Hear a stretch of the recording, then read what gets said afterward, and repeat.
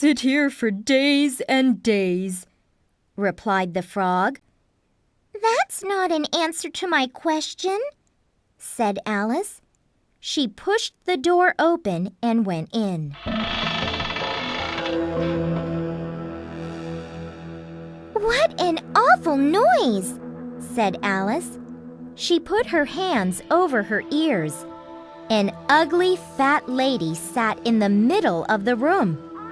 She was holding a baby which was crying very loudly. Another woman was standing by the fire. No one was taking any notice of the noise. "That woman with the baby must be the Duchess," thought Alice. "And the other person must be a cook." The cook was watching a pot which was full of soup. Alice sneezed. The air was full of smoke and pepper. A very large cat sat beside the fire. He had a big smile on his face, which was very strange indeed. Cats don't usually smile.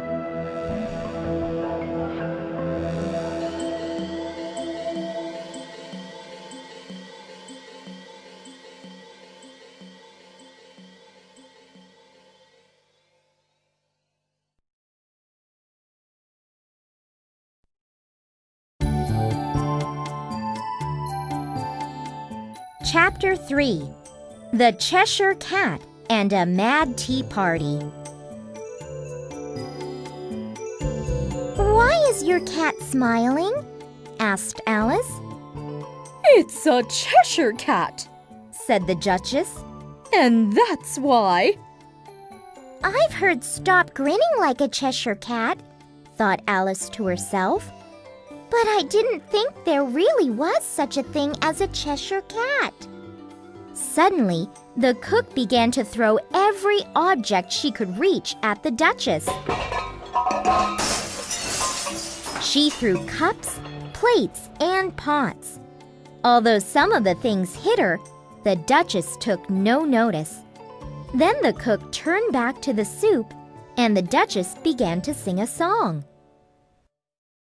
It was difficult to hear the words because the baby was crying so loudly. But what Alice could hear was very silly. "Speak roughly to your little boy and beat him when he sneezes. He only does it to annoy because he knows it teases."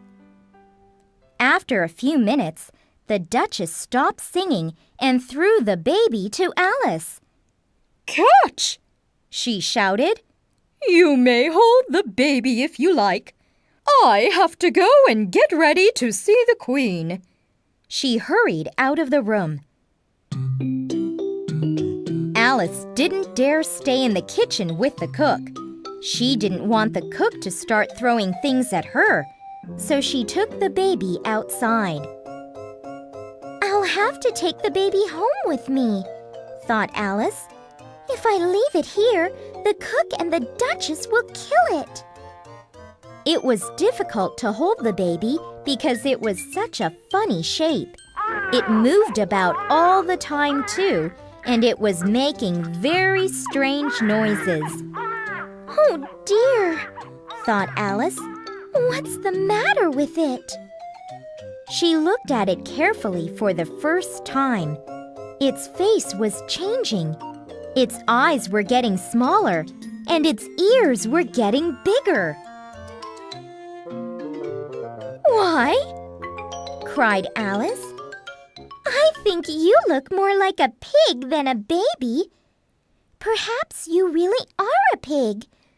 What shall I do with the pig when I get home?" The baby began to move about so wildly that Alice couldn't hold it anymore.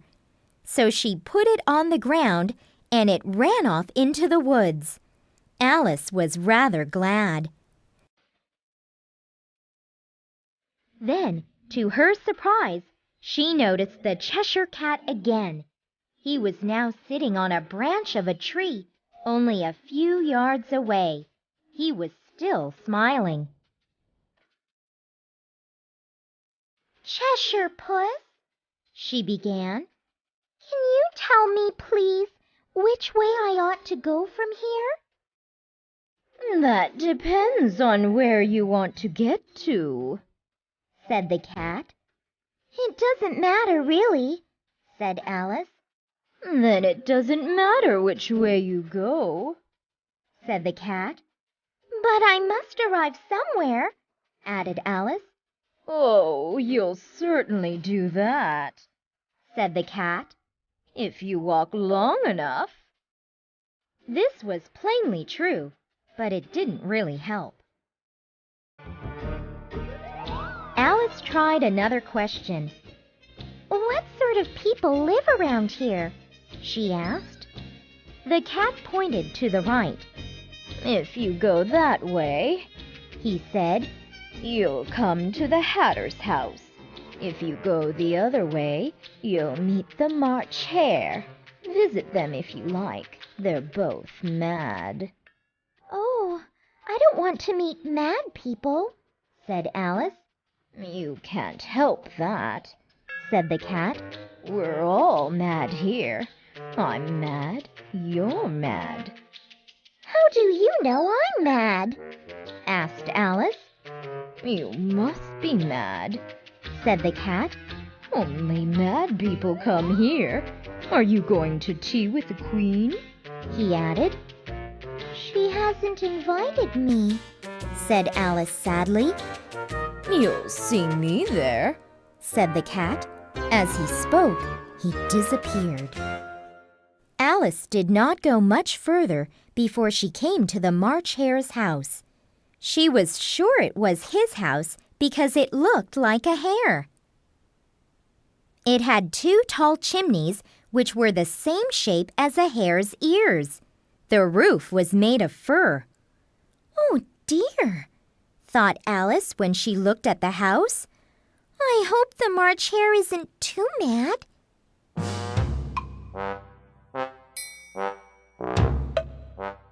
There was a long table under a tree in front of the house. The March Hare and the Hatter, Alice knew it was the Hatter because he was wearing a hat, were sitting at one corner of the table. They were having a tea party. A dormouse sat between them, but he was fast asleep. When the March Hare and the Hatter saw Alice, who was coming toward them, they shouted, "There's no room at the table, no room!" "Don't be silly, there's plenty of room," said Alice. She sat down in a large chair at one end of the table. "What day of the month is it?" asked the Hatter. Alice thought for a moment. "The 4th." The Hatter looked at his large pocket watch and said, "2 days wrong. I knew it wasn't right to put butter in the works." He looked angrily at the March Hare. "But it was the best butter," replied the March Hare. He took the watch from the Hatter and looked at it sadly. Then, to Alice's surprise, he put it in his cup of tea. He looked at it again. Alice broke the silence. "What a funny watch," she said. "It tells the day of the month, but it doesn't tell what time it is." "Why should it?" asked the Hatter. "It's always 5 o'clock." Alice had an idea. "Is that why there are so many tea things on the table?" she asked. "Yes," said the Hatter. "It's always tea time, so we never have a chance to wash the cups and plates." "The Dormouse must tell us a story! Wake up, Dormouse!" cried the other 2 together. The Hatter poured a little hot tea on his nose, and the Dormouse slowly opened his eyes. "Tell us a story," said the March Hare. "And be quick," added the Hatter, "or you'll fall asleep again." "Once upon a time, there were 3 sisters," began the Dormouse. and they lived at the bottom of a well. The sisters were learning to draw.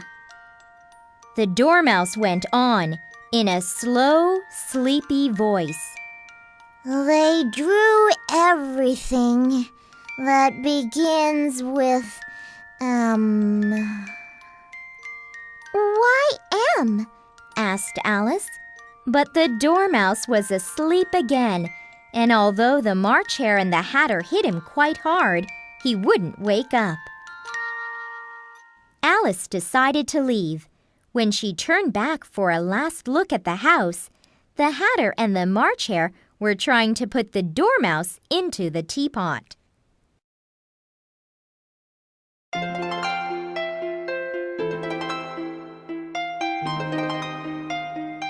Chapter 4. In the Queen's Garden.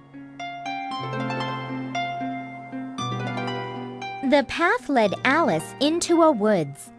Alice noticed that there was a door in one of the trees. She pushed it and it opened.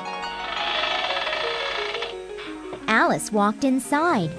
The door in the tree led into a beautiful garden full of bright flowers. Near the door, there was a large rose tree. The roses on the tree were white, but 3 gardeners were busily painting them red. How very curious, thought Alice. She went nearer in order to watch them. The gardeners didn't look like real gardeners. In fact, they didn't look much like men at all.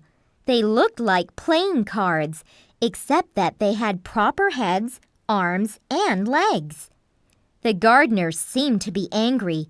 They were shouting at each other, but when they saw Alice, they dropped their brushes in surprise. Why are you painting those roses? Asked Alice. Well, miss, began one of the gardeners, this rose tree ought to be a red rose tree.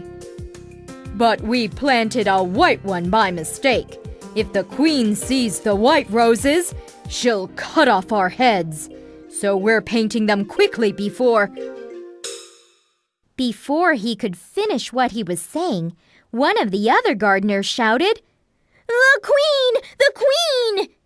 And the 3 gardeners threw themselves down on the ground.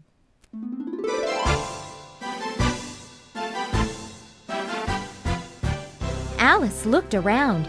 She wanted to see the Queen. First came 10 soldiers. 10 courtiers in very fine clothes followed them. Just like the gardeners, they were the shape of playing cards. Next came the people who were going to have tea with the Queen. Alice couldn't see the Duchess, but she did see the White Rabbit. She thought she saw the cat too, but he quickly disappeared. Then came the Knave of Hearts. He was carrying the king's crown on a red cushion. At last, Alice saw the King and Queen of Hearts. They looked just like the pictures on the pack of cards Alice had at home.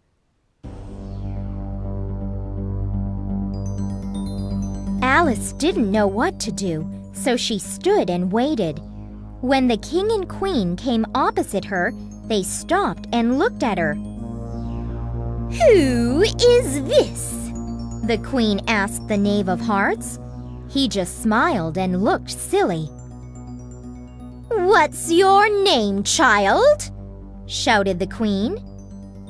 My name is Alice, Your Majesty, said Alice very politely. She told herself, I mustn't be afraid. They're only playing cards. And who are these? Said the Queen. She pointed at the gardeners. They were still lying on the ground face down. How should I know? Said Alice. It's no business of mine. The Queen couldn't believe her ears. Off with her head! She shouted. She was so angry that she turned bright red.